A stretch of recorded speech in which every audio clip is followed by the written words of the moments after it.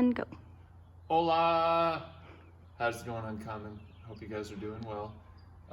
This is your second workout for this week for your commitment club. And we've got a nice little familiar warm-up here, just a pretty typical dynamic warm-up to start out. I'm going metric system on you guys. Sorry if you guys are into pounds, but pounds and feet and all that jazz. But just estimate, 20 meters is about 65 feet, so do your best. So we've got heel to toe walks. So I'll just come out here as if I was gonna do my own little dynamic first. This one's exactly what it sounds like. I'm gonna reach out with a foot, pull the toe back, and start with my heel on the ground, and then as I step, I'll push up to the ball of my foot, and then just kind of repeat,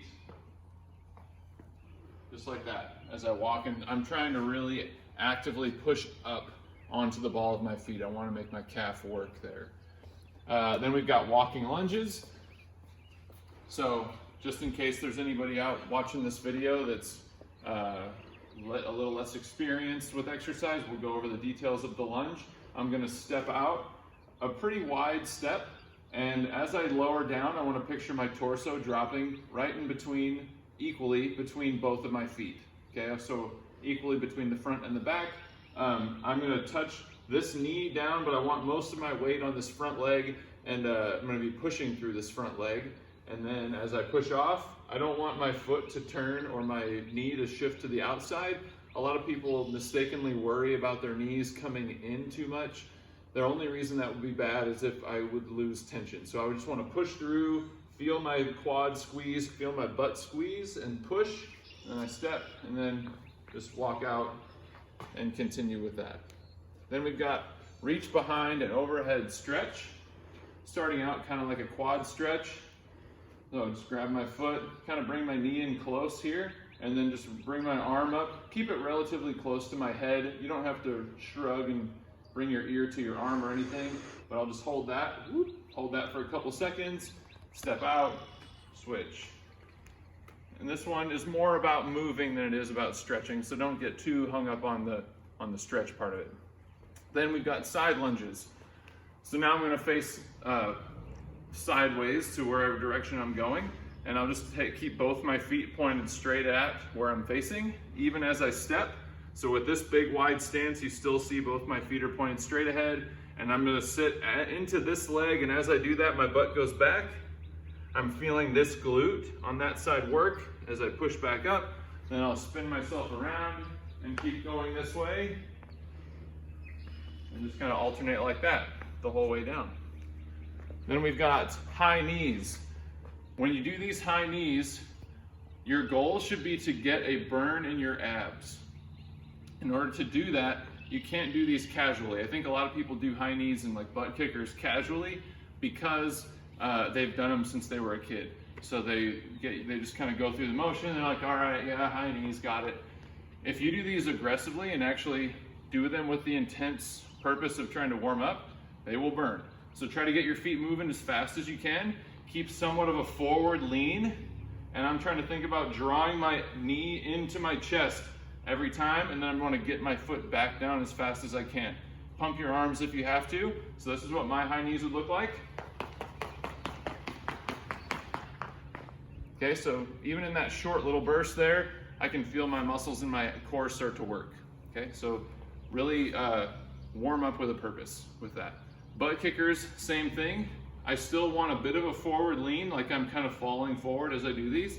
And then I'm really trying to feel the contraction in my hamstring every time. Bring my heel to my butt. Same fast motion, okay? So that's your next one. High knees, butt kickers. Then we got skips. So you can do these kind of casually, or if you want a high skip instead, it's just skipping. And then we're gonna finish that off with a 400-meter run. So it's a quarter of a mile. Do your best to estimate. Now, we've got our workout. So, the workout itself is pretty simple, but the way it's set up is a little bit complicated. So, there is gonna be a description in the YouTube video to help you through this, and hopefully that will clear any confusion up. But for now, So you got one set. This is what you're doing every set. Okay, so there's no extra work that you have to worry about. It's just this right here.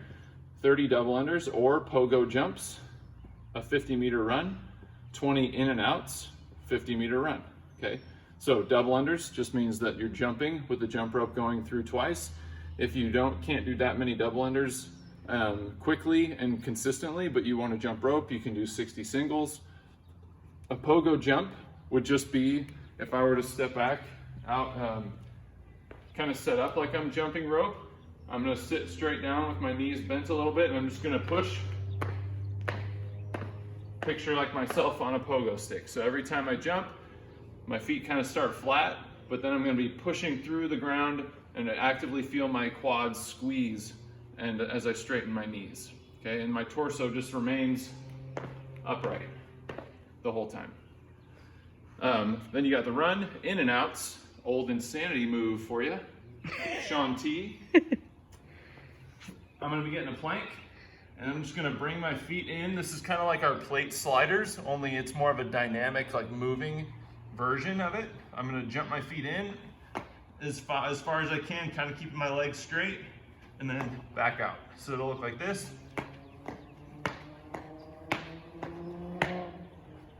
Okay, so there's no real standard on that one because everybody's going to have different levels of flexibility. Just do your best to try to be consistent from rep to rep, and once you get tired, don't start sandbagging it. Okay, so you got your 30 double unders, 60 singles, or pogo jumps. If you're doing pogo jumps, do 30. If you have to adjust the number there, obviously you can, because you have 3 minutes to perform this stuff. You can also adjust the distance of the run. You can adjust the number of in and outs if you need to. Make sure in this first set that you're finishing around a minute, maybe like no more than a minute and a half, because at the 3-minute mark, you're going to repeat it. But then from there on, every time you do this, you have 15 fewer seconds to finish. Okay, so the first set, I start 3, 2, 1, go. Let's say it takes me a minute. I've got 2 minutes to rest until the 3-minute mark. Then when the 3-minute mark hits, I do it again. Now I've got 2 minutes and 45 seconds to do it. So now my clock ends at 5:45.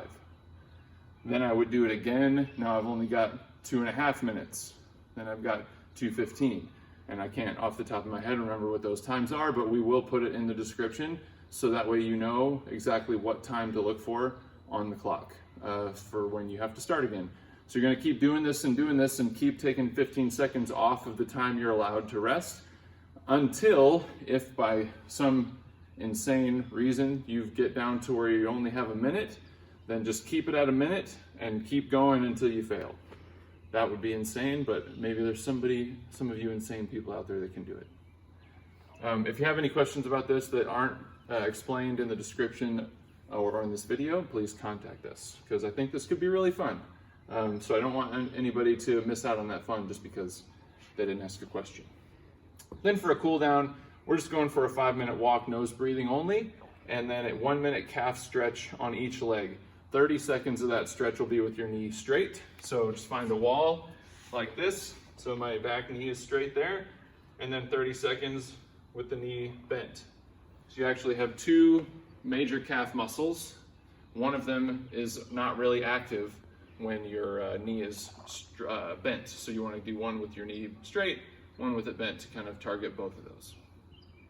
That is it. Have fun.